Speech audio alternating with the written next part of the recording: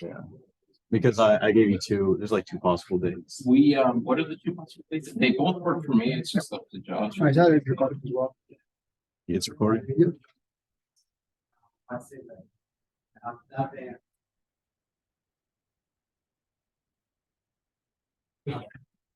Yeah.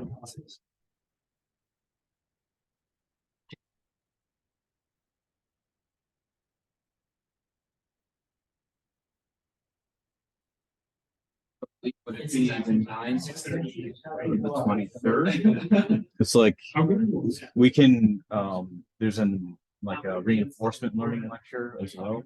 And we can swap the two. You can pick that one or the request. Those are our fun two.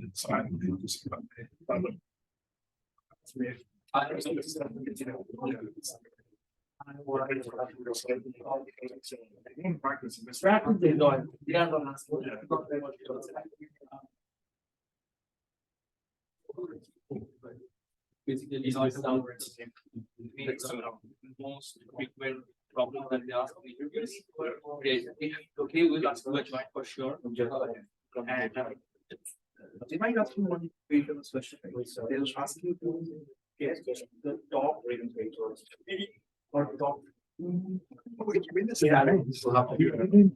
Yeah. I thought they're all events. All I have to register for this. tricky way that It's a recurring event and set up by the guest. Yeah, some of this can be smart. I figured this was. It's fine. you can give it one more minute. The only single practice. Yeah. And after that, I'm just trying to see how it goes. the design experience, they don't care about it. That's right. English stand down. I think verbally comes to me.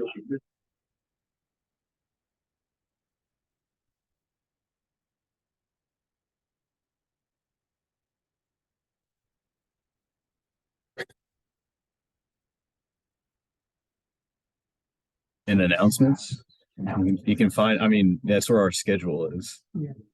Okay, there it is. Okay, I was looking in meeting plans. There's a channel called meetings. Yeah. We have some redundant channels. I think we can clean it up, but Yeah, because that's from like September 2020.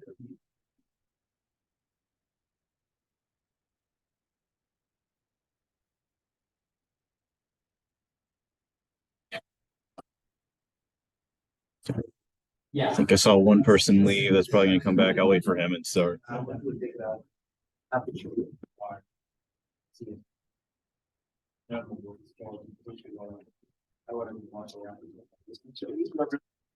Yeah, I'm lecture and then we're gonna do demo.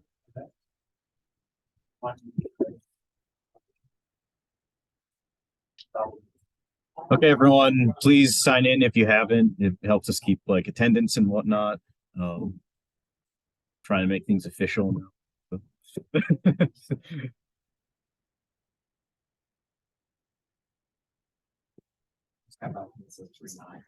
Okay, is that the original time we wanted you guys to speak? I don't think so. No, it's reinforcement. So Okay, yeah, we can swap that.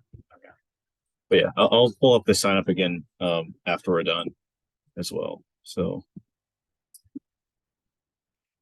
hello everyone and welcome to our February 16th meeting. I hope you guys have all survived up to this point in the semester. It's like the first week where everything kind of feels like you don't want to do it anymore, but you still have to. So yeah, so I understand. So we're still looking for new e-board members. If you're, want to do like stuff like we do and share your data science passion, definitely think about becoming a new e-board member. And we're in the process now of playing for Data Fest. We're kind of getting information trickled to us about the actual setup of the event. And Ernest is very bad at communication, so I have a lot of questions and I can't actually like get him answered to like plan things out. I need to corner him in his office. But I at least know we're looking for mentors, especially because this is like an undergrad focus event. So if you're a graduate student who can still participate but not compete. Think of being a mentor and like, helping someone with their data science hackathon. If you have any type of research that you'd like to share, we're gonna have like some time for speakers as well. So I thought we'd have multiple rooms, but I guess we only have one room. So I think we're gonna have like some section of time for like talks and then sections of time just for like working on the events. And speaking of hackathons, make sure to check out Brick Hack, which should be like next week, 2 weeks. It's like, yeah, last week to register, but yeah. I mean, you don't know until the day of. That's kind of, I think that's part of the challenge, right? Yeah. I mean, last year that's what we had. Well, we had some idea. We didn't know what the data was going to be. Yeah, that's what happened last year. We knew where the data was coming from, but we didn't know what it was going to look like. So like but like the week before we got told like, okay, this is the data set's coming from here, but we didn't know what the actual data set was until the day of. So yeah, it should be exciting. So yeah, call for new eBoard members if you want to apply. Here's a QR code. Or there's a link in the Discord as well. And so our semester schedule, we just did feed forward neural networks. That's the basic neural network structure. So now we're going to get into the really fun architectures, starting with one of my favorites, one that I've used the most is recurrent neural networks. So let's get into it. So today's topic is neural networks, recurrent neural networks, architecture, and applications. So just as a review from last week, we went over the basic feed-forward neural network structure. So, you have some type of input for data. You have some type of hidden layer that's usually some sort of like weights and biases and activation function. And once you run it through enough layers, you output it and you get your answer. Well, you're learning, your weights inside of here, and you're trying to map that output to, some type of input. So if you remember from last time, we talked about how recurrent connections made it not feed forward, because a feed forward neural network only goes forward. But the thing about recurrent neural networks is that they can have connections that go backwards. So they're basically neural networks where some of the layers can go back and connect to themselves, or they can even connect back to themselves at different time steps, which I'll explain further. But so here you can see some recurrent connections, like this weight or this node here is outputting, but then it's feeding its value back into itself. In this one, it has some sort of output, but then the output is, sent back, to a previous layer. We even have recurrent this way, which this should be recurrent in time, because here is a feed forward neural network. But if you have, hey, skip like this time step and actually feed it forward in like a different time step, which I'll show here. So this is what's called unraveling a neural network. So here's our actual network architecture, but these connections actually span over different time steps. So let's say you're running through a data set, and this is like, row of data 0, and then you run your network over that row of data, but you can then say, hey, when you're figuring out some sort of weight for time step 0, actually pass that weight's value or the output of that weight's value to like time step 1, and then use it in a future point. So this is the power of recurrent neural networks. They can feed values from previous time steps into future time steps. And that means that RNNs can remember trends in previous data, as well as be able to model patterns in data over time. Because if you have a value that you saw before and then you have it like now, then you're basically saying, okay, I'm remembering information from the past. So here we see the unraveling of this network, but this is how it looks over time. So let's see this connection from hidden node 1 to output. This is actually 3 time steps forward. So you input a value, it applies the weight and bias and activation function, and then it outputs the value all the way down into output 4 instead of immediately forward. And you can do the same thing where this hidden node actually outputs its value to itself in the next time step. So it's kind of like I'm not only looking at the data now, I'm looking at how we looked at the data before as well, or even in the past, 3 or 4 time steps. So you're getting all this information carrying over time, which makes a super powerful architecture. So here's another example, just kind of, as like splayed out, as like a full network diagram. So you have the classic feed forward connections, but you're also feeding, values back. And if we were to unravel this, this would look like, hey, once you get the value from this hidden node, make sure that this value gets transferred to the same node, but next time we see data. And another important part of current neural networks are called memory cells, because they're meant to remember previous data as they're going forward.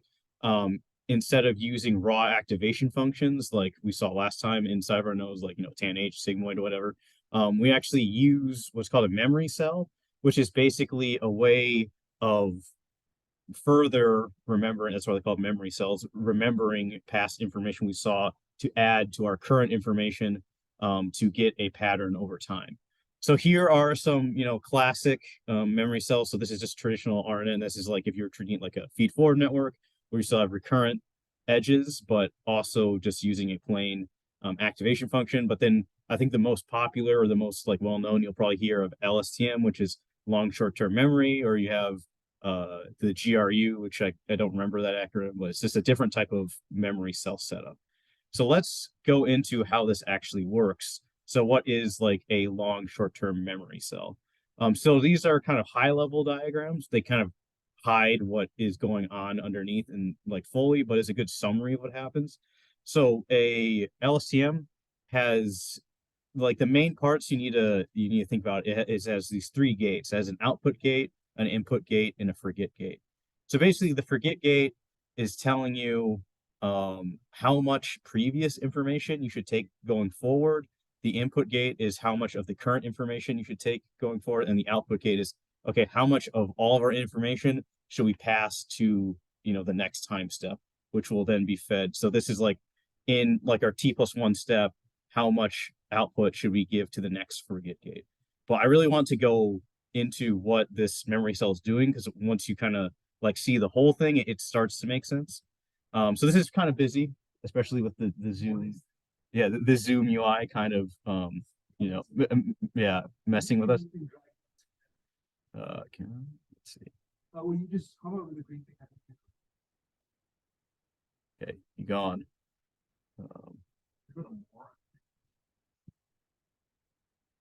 This I'll deal with it at the bottom of the screen. That's fine.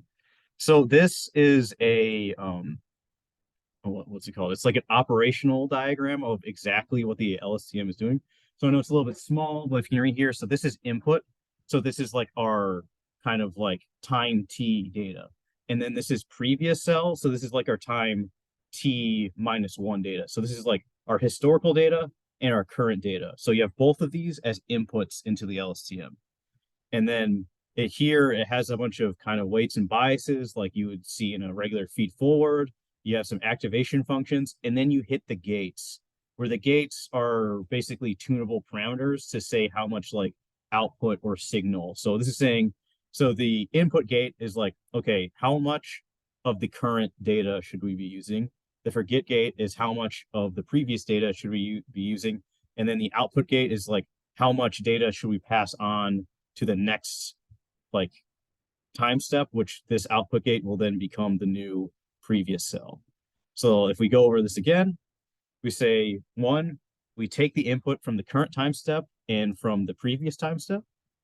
Then we apply weights and biases and activation functions as we would in a neural network, which is kind of crazy because these memory cells are the nodes in our network now. So your neural network is now composed of smaller neural networks that are also learning and like remembering data, which is why recurrent neural networks can take a long time to train, because now you have, how many nodes and layers you have times how many things you need to, adjust inside the memory cells themselves, which are like mini networks. And then finally, we adjust our gates or the mixing of our inputs. So with our forget gate, our input gate, and our output gate. And yeah, like I said, the LSTM can be treated like a mini network inside of your network, determining how much current data you should you be using, how much previous data should you be using, how much data should you remember for the next time step of calculation. So now let's go to RNN applications. So when RNNs are really good at understanding data over time, and they're really good at modeling temporal or sequential data, data that's like one after another. So I think the most common application of RNNs we see every day is the predictive text on your phone. So everyone has a phone, and when you start texting someone, it starts to guess what word you want to use next. And that's an RNN that was basically trained on like, a million lines of like, proper English or whatever language, any language, proper language. And it learned how the language worked because it can see the current sequence of words that are being used as well as previous ones and what patterns usually emerge. And if you notice, as you use your phone more, like have you guys seen that it starts to learn how you speak? Like it'll start to like use the words you typically use. It'll start to like talk how you talk, like in the recommendations, like, yeah, that is the word I would use there. That's because as you send text, it's adding that to its training data. It's starting to learn more like the sequence of how you talk as well, which may be kind of a privacy invasion, but also very useful. Like it learned that I like to use like yeet for every other word, so no, that's cool. And then it's also used for like time series regression and forecasting, which we'll have in another lecture, like time series forecasting. Like some people use RNNs to try and predict the stock market because you have all this previous data you feed into the RNN, and you hope that can learn from previous data what the stock market is going to do. Those people aren't billionaires yet, so I don't think it works, but they've tried. Also generative models, so like making synthetic data. So let's say you have a small sample of data and you want more of it, especially if it's temporal or sequential data, you can train a neural network on your small subset of data and have it generate new samples for you so that you can use it for like further training on things. So here's some references to the images I use, and now we're actually going to do an entire demo of how you can make your own RNN, which my esteemed colleague will show you.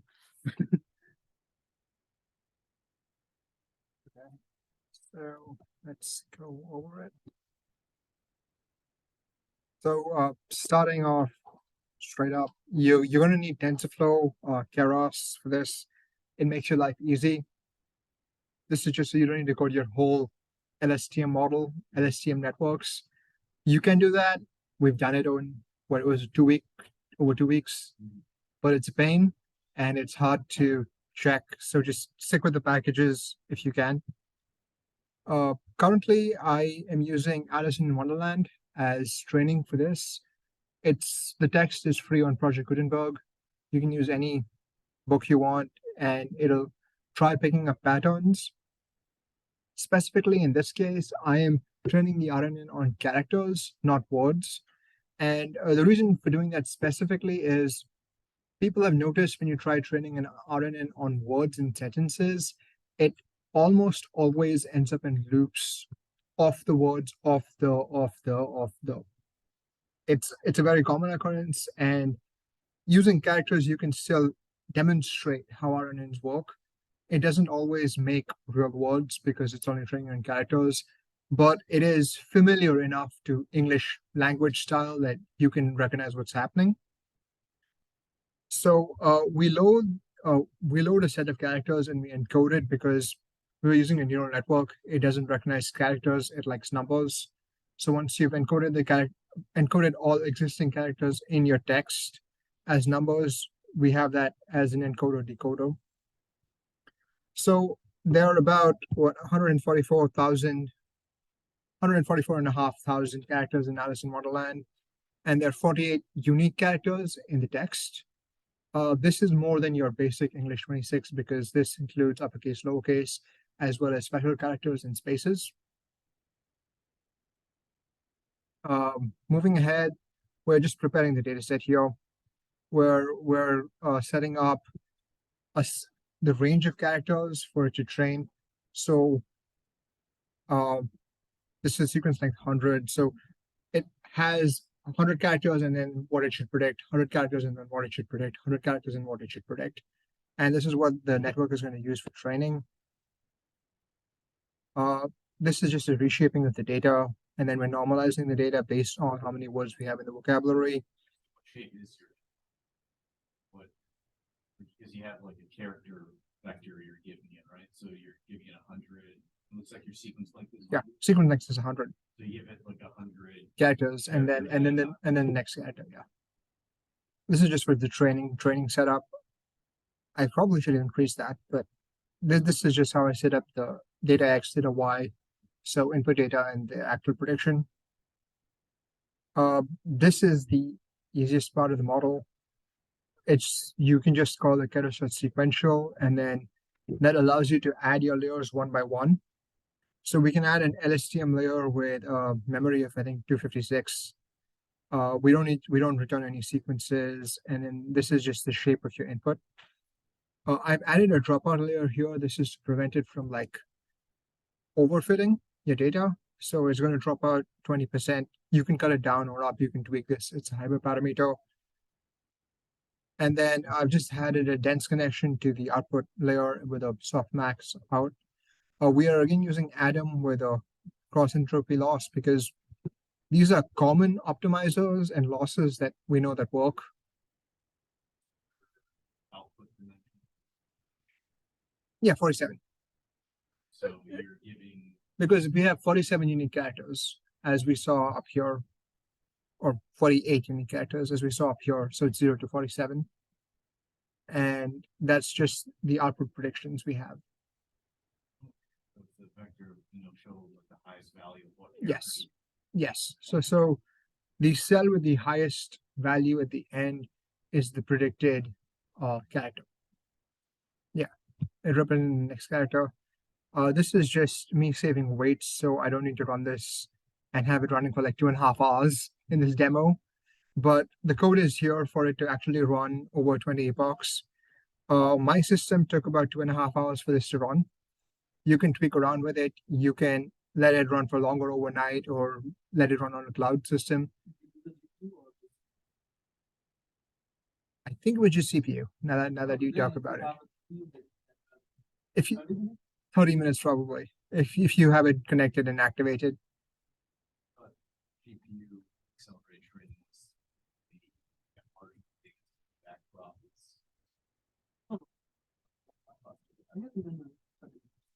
I don't know. So you can test it out. The code is there if you can connect it to a GPU. Enabling on TensorFlow super easy. It's like one flag. You say like GPU. I should try that out. I can try that out and get back to you guys in the Discord. If you are going to do it for the first time, then you have to. Yes. So, and this is once this is done, you have the model generated. I have saved the best iteration in the model, and I'll be uploading this as well. This is the one that performed the best on my system, on the network that I set up here. And this is just going to go over and try generating text for you based on that. So I'm just going to run this here and you can see how it goes. So this is the input seed that it's using. And since it's Alice in Wonderland, it's somewhat familiar to you guys. And then this is the text it's generating. As you can see, there are similar words, or there are words that look like English. And that's the whole point of this. It's trying to generate a paragraph based on what it's tried learning from Alice in Wonderland. We're actually lucky here. It hasn't hit a loop completely, but quite. Still looks like a drunk text. It does. It does look like a drunk text, but that's the thing. Yeah, so this happens. This happens quite often in Alice in Wonderland. Sorry, this happens quite often in RNNs. Despite the text, since it's a recurrent network, if you hit a specific loop type, it's going to keep repeating it because the inputs it's seeing are the same that it's seen previously. It is possible to have this not end up looping because you can have it choose the second best option every p probability times. So I have a code in here that basically just does that. And when you run it with that, it doesn't loop, but this causes it to be a bit more funky, let's say. So Also, your data set's pretty small. yes, that too. Data set small, it's only one story. My network is very basic. It's a single layer network. So if you can add like 2, 3 more layers, you have it train on more than one text. You have it train on a variety of styles. It learns better. But it's like it's trying to like write dialogue. You see where it's doing. Yeah, with the it's adding quotations, it's adding punctuation, it's trying to make sentences. Its words follow a character style. Like you don't have a random string of like 20 characters in a row. It's actually realizing that, hey, these words, and then there should be a space. So it's learning syntactical traits of English, and it's trying to predict what it is without any context of what's happening, because all it has is letters in a book. This is completely on characters. It is not trying to look up the closest word in a vocab dictionary. You could probably add that in. No, I'm not training again. I'm just rerunning the prediction. So it starts with a random input seed from the book. So as that changes, the prediction it tries making changes. This was one of the most annoying things I was trying to fix, because the chapters in the book from Project Gutenberg are separated by a star design. So it has like 4 stars, 3 stars, 4 stars. So sometimes it goes into a pattern where it just tries to keep predicting that. And that is an issue that you need to keep an eye out on your training data, essentially. And yeah, that is about it. We will be uploading this. So I also posted something in the Discord. It is a like RNN generated Harry Potter fanfiction.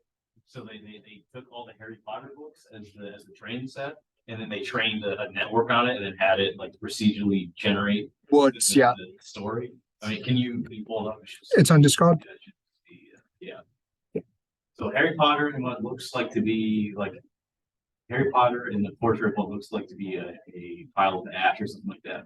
So this was a trained neural network on all many, it's like 7 Harry Potter. I think I know about this. Yeah. So it trained on all the Harry Potter books, and it went through an NLP program as well to make sure it's generating syntactically correct sentences. It's an RNN and a natural language processing model, and then you get like something that doesn't make sense plot wise, but it is like It is. language. It's English sentences. It's English sentences in order. Now we have crazy.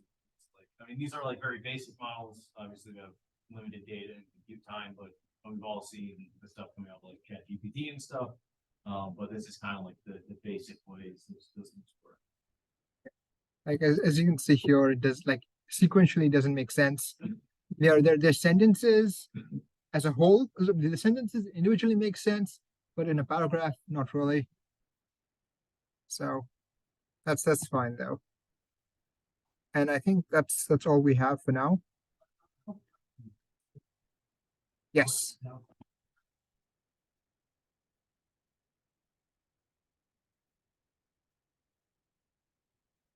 Yes. Yes. So my understanding is that then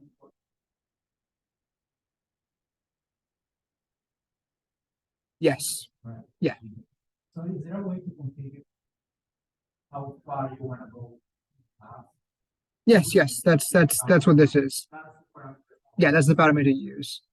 Or is that because that's the size of your layer, but is it the depth that would be how much passed, or is it the layer size? Because I assume in this case the layer size is specifically each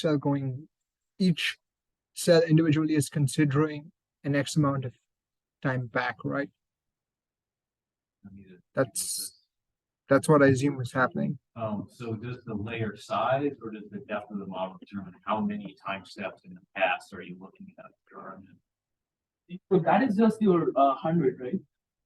No, because the training. Well, Train. he trains it 100 characters at a time, but when you like do like a backdrop, how You many have to times? go all the way Yeah, you have to go all the way. Yeah, because like you have to complete the backlog.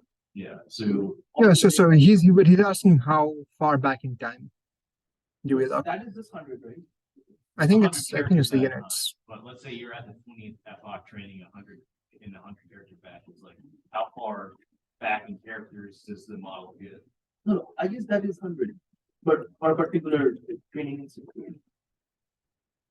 Are you saying like when you're running the model, like how far back is it? Yes, essentially. Theoretically. Yeah, it could be. It's how you set it up. Yeah, but when you do the backprop, let's say you're on the 20th epoch for your backprop, you need a backprop all the way to the first one. I think in this case it's only looking back 100 because that's how the data is set up. However, every batch. It's just from like regular network, what happens there? You just figure it every layer. Like every layer times the number of it. No, this should be 100 because it's the data we've set up. So it's just 100. Layers. But, okay, no, within one epoch, every, because if we're looking at because it looks at 100 character sequences until it gets all the way to the end of his set, which is like, what, 14,000? Yeah, are you off by, no, it's 40,000. You're off by one, it's 144,000. Yeah, so the layers you backprop through is that divided by 100, right? Oh. So,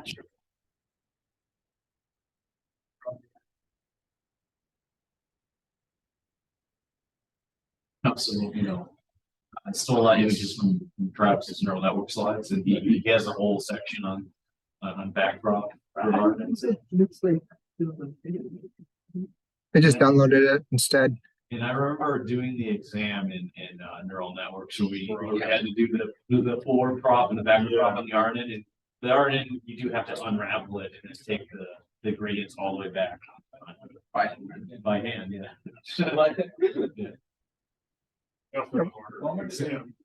Yeah, it didn't open, it's fine. Like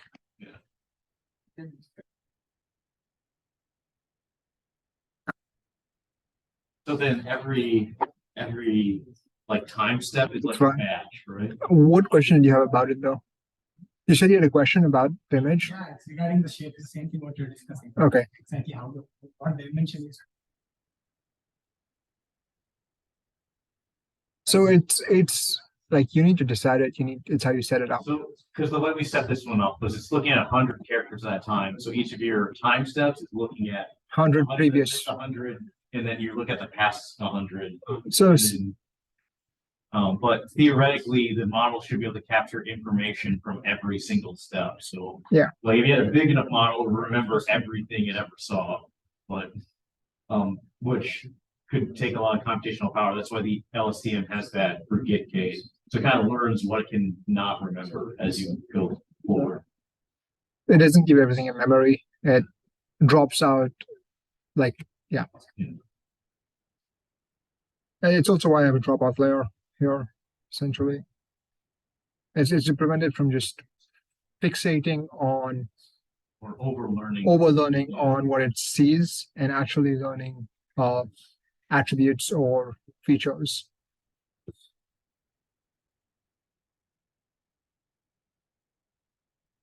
I think that's So here's a question. Even though it's on sequential data, I mean, this is weird for your stuff. Because I know it needs to train on sequential data, but not necessarily the data in order. But if you're doing words, I think it has to be ordered data. Because Yeah. with your data, if you randomize your character, you wouldn't make words anymore. No.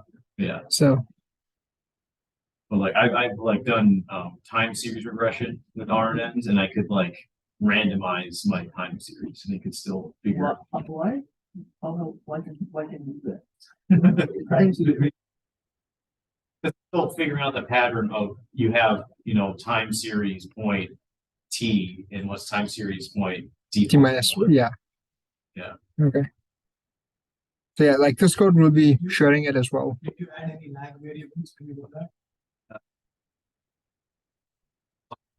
Already remember what I did. So I have seen people doing just regression per time.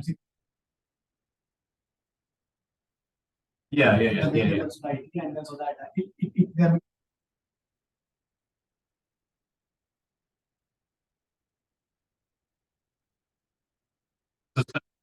Like in a UN model in R.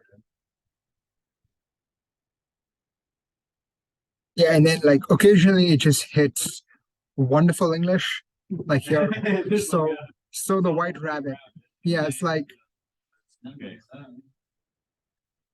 yeah. And then if you take this and you train it on different stories, you'll get different.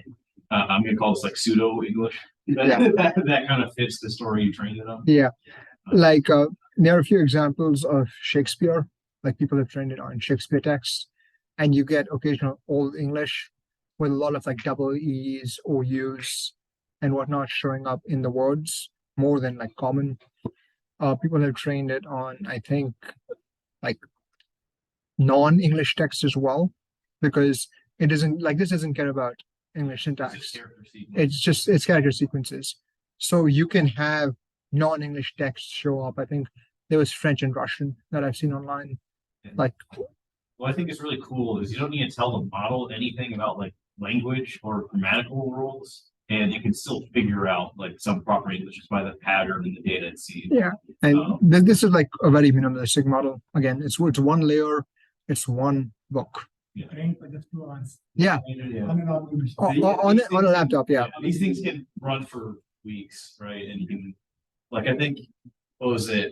Chat GPT, they ran it on like 45 terabytes of data, and it took like months. Yeah. They got all publicly available text from the internet and made that their data set, and then fed it to this, language learning thing, and it took, enough power to train the way to go. Like enough power to like, it was enough. a city. Like, Yeah, it was enough electricity to run a city for a week. yeah. They're training by itself. Yeah. And like by city, they mean like a metropolitan city. Yeah, like a big, Yeah, basically. So that's And this is not that. yeah, this is not that. It's a cool toy. Basically, yes. Any other questions or no? That's fine. How did I encode which? I think this is a numeric, right? Numeric encoding. It's a very basic numeric encoding. Yeah, 0 through 47. I have it somewhere here. I'm just trying to find it.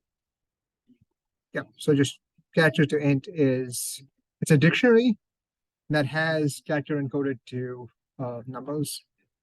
But that's a good question, because I think with word embeddings, you'd probably get better performance, because word embeddings show it not only represents the word, it kind of represents the word in relation to other words. Yes, So you can find more patterns. you could. And just going off that, you can optimize word embeddings by including bigrams and trigrams. Yeah. So it finds better patterns as those words show up. Anyway, stay tuned for NLP talk. Yeah, it's always fun to like visualize the embeddings. Any other questions? Okay.